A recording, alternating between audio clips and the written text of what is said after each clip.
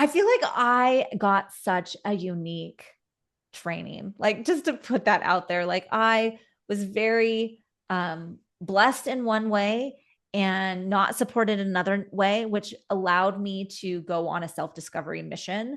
And so I was trained at a birth center in 2002, where the midwives were Reiki practitioners, and my co-student midwife was a Reiki master teacher. And she trained me in the birth world. So this is what I say when I'm remembering who I am, that I was a temple keeper. If our womb space is the temple, like if our bodies are the temple, I tended to women. I've attended over 100 births. And so there's that. I am a temple keeper. I was the temple keeper in this lifetime, not past life, this lifetime. Because when you are in women's work, you're tending to them emotionally, psychologically, physically, and spiritually in the birth world. And I was really fortunate to be able to step into my Reiki space in this beautiful women's birthing world, because and that I was in a space where they were open to the spiritual connection, that I could go into the birth room and my Reiki teacher was like, where's the spirit baby? Where's the baby in the room? Are they in the body or are they floating off somewhere? How do we get the baby and like the spirit baby into their physical body so it can be birthed? Is this what's slowing down the birthing process? Right. And so I had such a very unique training at 20, you guys. At 20, I was doing this work. And to come to a remembrance during this retreat of like, oh, I've done this before. I've done this before. This is all very familiar because I have tended to women's temples. I have placed my hands and caught babies. I have felt the womb fluids and smells and everything else. And so I was very I was very fortunate to have a very close at hand mentorship experience for my Reiki level and level 2, 1 and 2 was very much that way, because I was living in, I was in her presence. I was with her for 3 months. And then, you know, and then I got my Reiki masters a couple years later, and it was horrible. It was a 3-hour training. And then she ghosted me and I never heard from her again. And it literally, that contrast of having full on mentorship versus a 3-hour master's class, like that's just ridiculous. Right. And to see the contrast of this is why I teach the way I teach. I So was going to say there was purpose in that because it taught you to be the teacher that you wanted, that you needed, and to yeah, teach that way so that your students are able to have that mentorship, have that continuance of education. And that's important. You know, I wasn't a Reiki orphan at all. My Reiki just took me on a different detour with shamanism than what she offered. But like I've said in the past, I see now that she's actually embracing the shaman within her, which is pretty amazing. And I love witnessing it online and seeing where she's going with it. But at the same time, there are so many people that do experience that, or they do have that AWOL experience. And, you know, and I think too, and because I have students that I don't have contact with. So it's also a part on them to make sure that they stay in connection with you, because sometimes it's difficult as a master teacher to be like in contact with everybody everyone. all the time. They also, it's their journey to say, hey, I do need more. I need you to continue to educate me. Okay, let's do it. You Yeah. know, this is what Well, I have to offer. And what do right. you want to come and be a part of?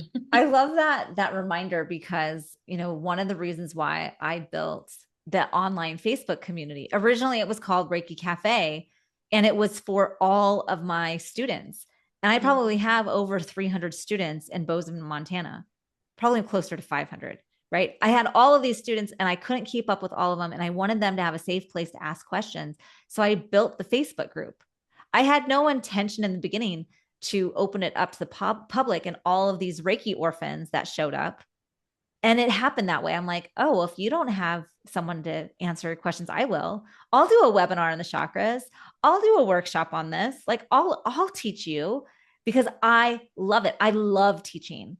Like I'm really hungry to teach again right now.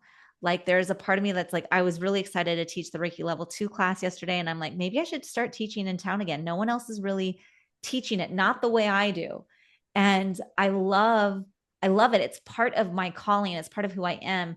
And I have taken a year of like really settling into my new home and finding my feet on the ground after, a divorce, and going, I think it's time. I think it's time that I start reconnecting with my in-person community and start teaching classes or start offering meditation or something. Like I'm hungry for that connection and that uh, offering that level of support in my own town. I've spent a lot of time behind the camera and I love all of Online, you, yeah. right? I love it. I love it. And there's that balance that is looking to be sought of I like, think you should embrace that. hmm, I have a level 2 on Saturday, and I teach at least once a month. I have a 1 or a 2, and I love it. It's one of my favorite things to do because it's just, I don't know, it's fun to interact with people and